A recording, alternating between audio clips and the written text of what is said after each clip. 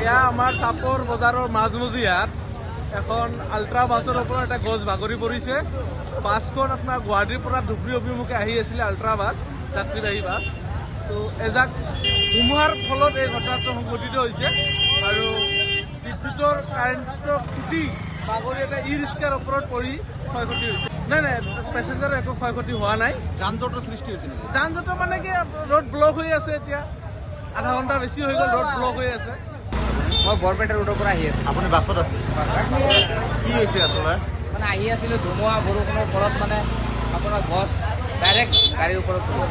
Ultra বাছত আছিল আপুনি? Ultra bus. কিমানজন মানুহ আছিল গম পায় নেকি? মানুহ আনুমানিক কিমানজন আছিলে? আমাৰ 20-25জন মান হ'ব। কাৰোবাৰ কিবা হৈছে নেকি? একো হোৱা নাই, কাৰো ক্ষয়ক্ষতি হোৱা নাই বাৰু, ভগৱানে বচালে আৰু। বচালে আৰু মানে। ক'ৰ পৰা আহিছিল আপোনালোকে? আমি বৰপেটা ৰোডৰ পৰা আহিছোঁ। ক'ত যাব? আমি যাম চাপৰ।